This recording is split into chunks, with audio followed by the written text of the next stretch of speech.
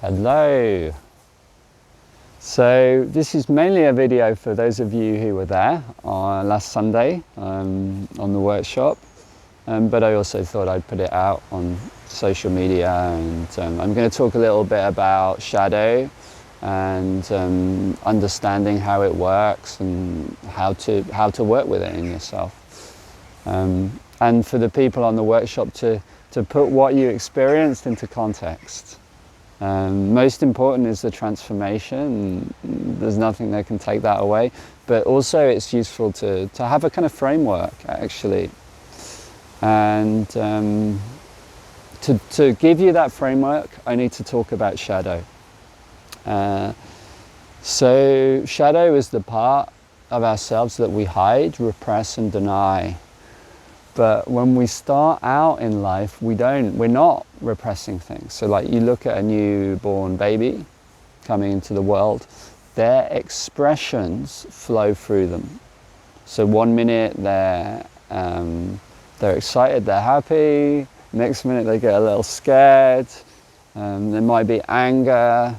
All of their expressions just naturally flows through. But as we begin to grow up, we start to realize on an unconscious level that some expressions don't win us love as much as other expressions. So we start to shape ourselves into the way that we think we need to be in order to be loved. And this is the origin of the personality, and it's not about, it's something that naturally happens. It doesn't mean that that's wrong.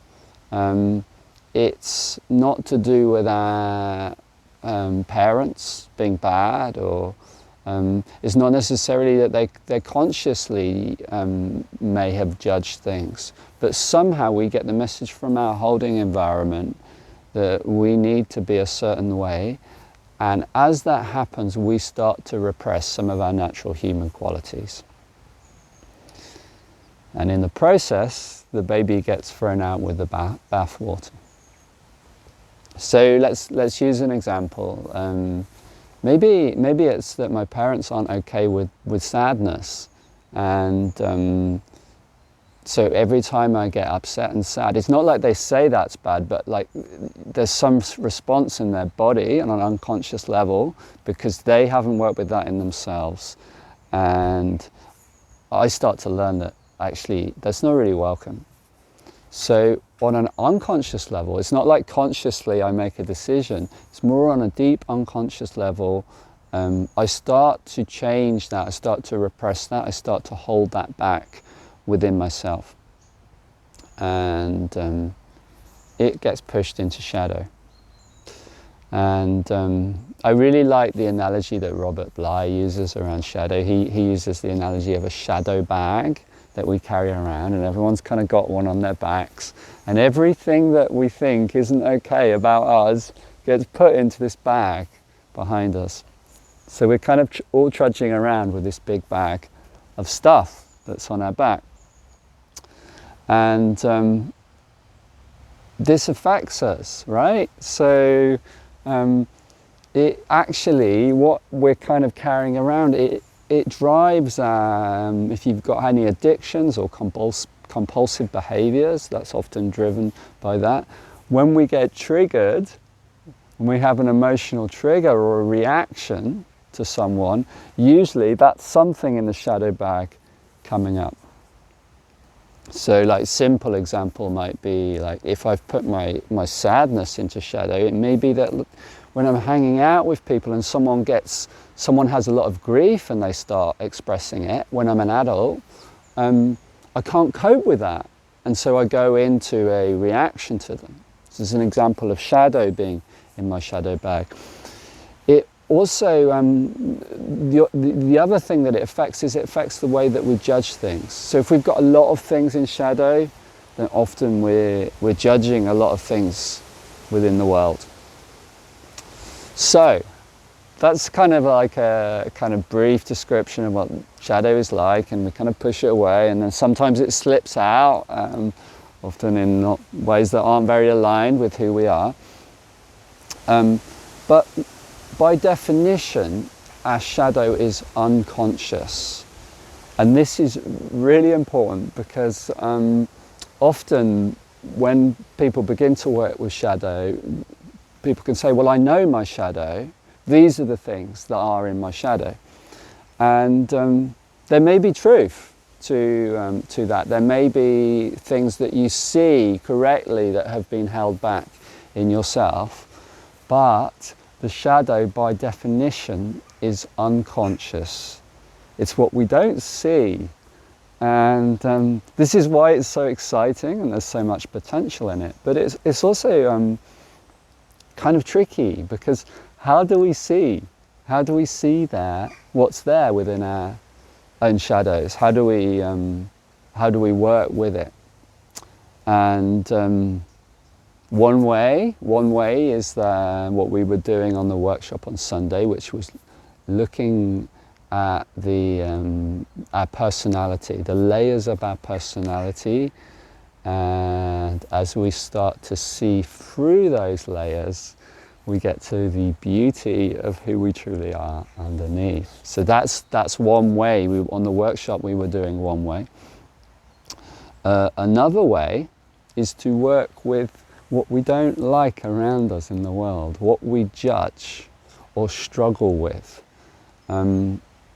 If there's a particular characteristic that we don't like in another or in the world, then very often there's an element of projection where we're seeing something that anything that's in our shadow bag that we see outside us, we're going to struggle with, because it's like we haven't fully owned that quality in ourselves and it gets reflected back. So we can work with seeing what we judge in the world, what we struggle with in the world. The other thing that we can use, which I actually do a lot of in my work with men, is working with the archetypes, the Jungian archetypes, the warrior, king, magician, and lover. And this gives a kind of map of the different qualities within the psyche. And so talking about these different characteristics, which by the way have to do with the different core emotions, we can start to see, oh yeah, like there's an area in which I struggle, which I'm not so developed. And then we can begin this beautiful process of slowly and gently beginning to open the kind of shadow bag and take things out and discover what it is that's in ours, which is different for everybody. And then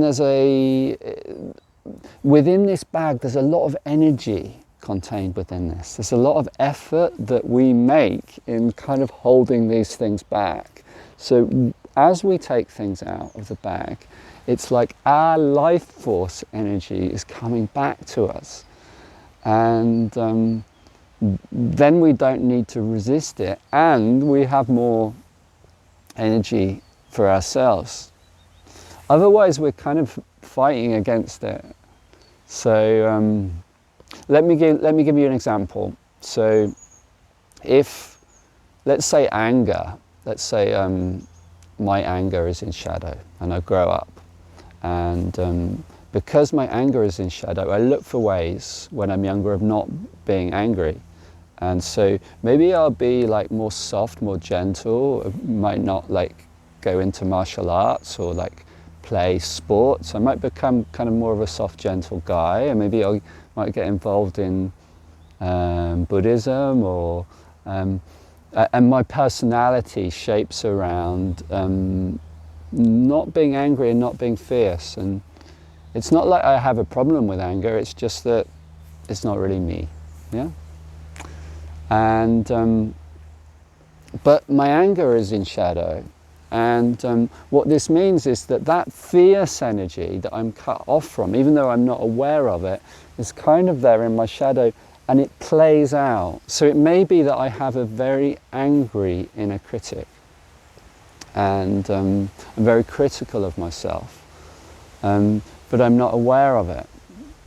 So then I don't feel powerful, I feel weak. But as I take my anger out of shadow, as I welcome back that life force energy, then I can reclaim my fierceness, I can reclaim my strength, and be more solidly confident about who I am in the world. So everything that's in that bag has a jewel within it.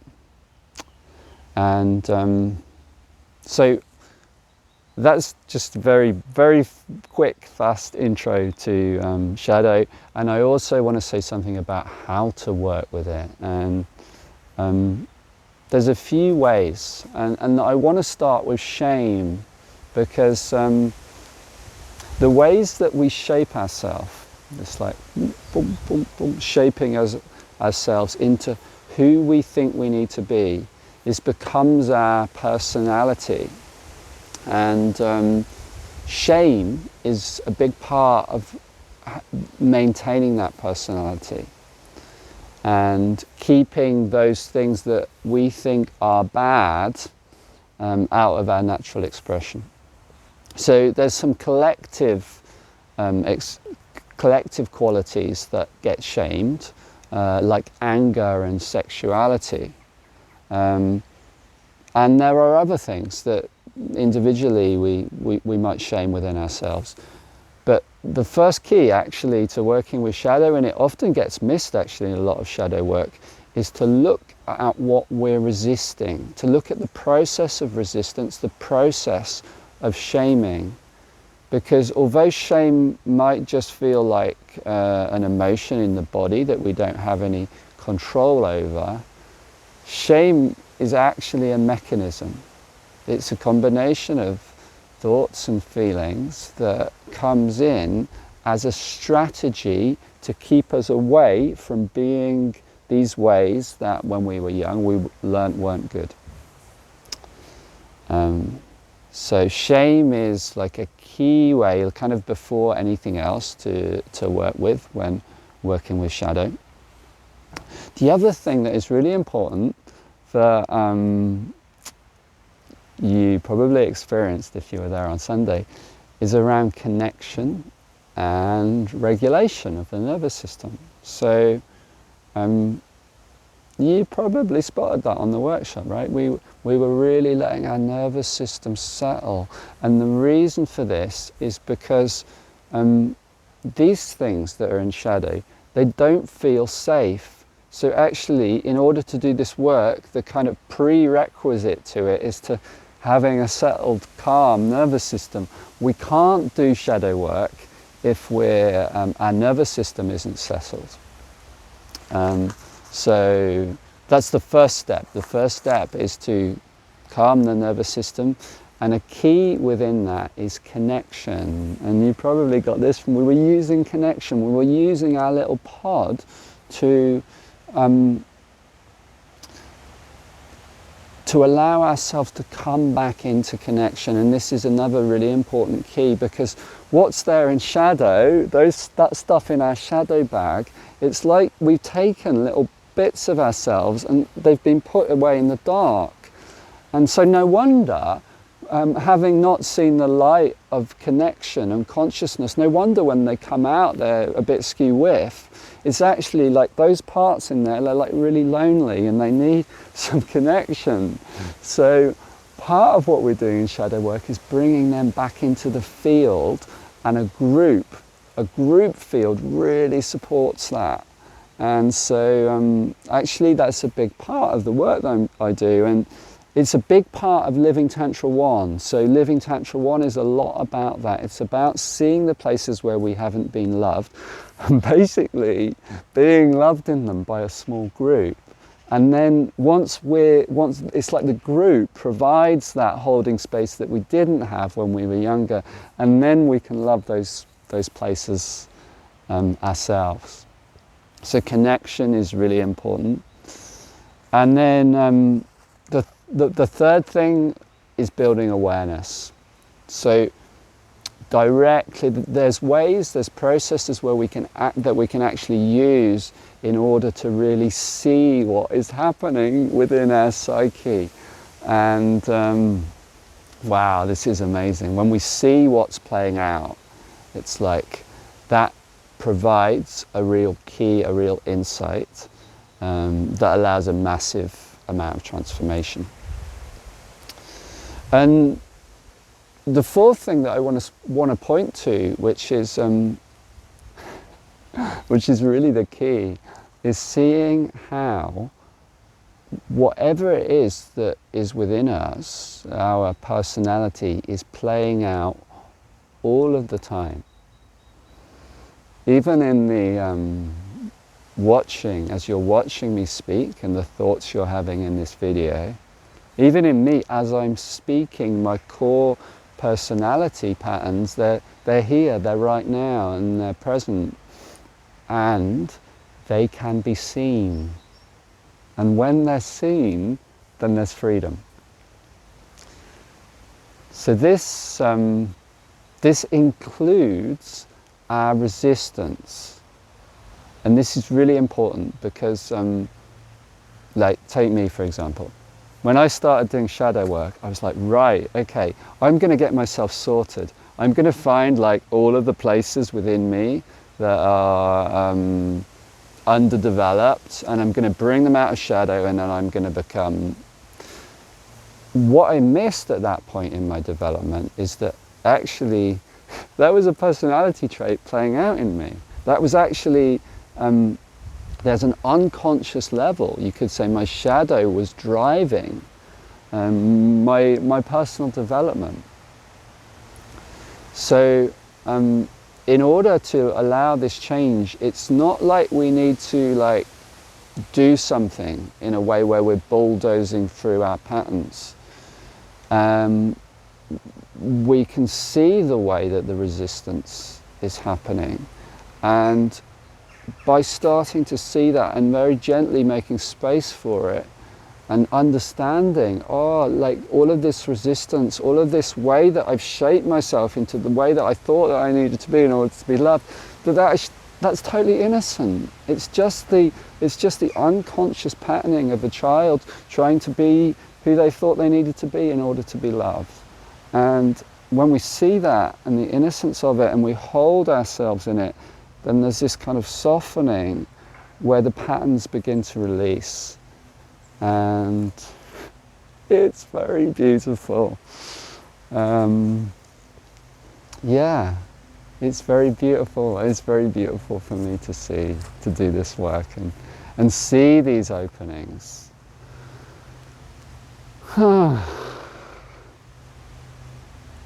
So I hope that's helpful. It's ended up being a lot longer than I expected. Yeah, do let me know how that was. Put a comment and or ask questions if you've got questions. It can get very interesting when people ask questions.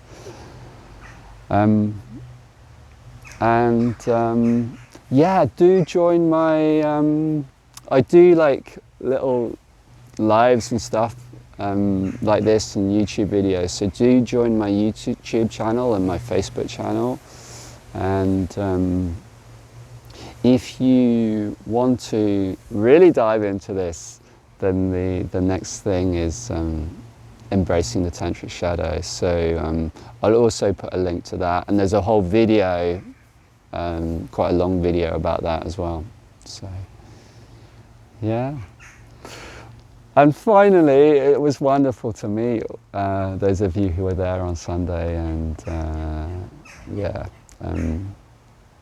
I was saying at the end in the facilitator circle, it's like, oh man, I just feel so blessed to be doing this work.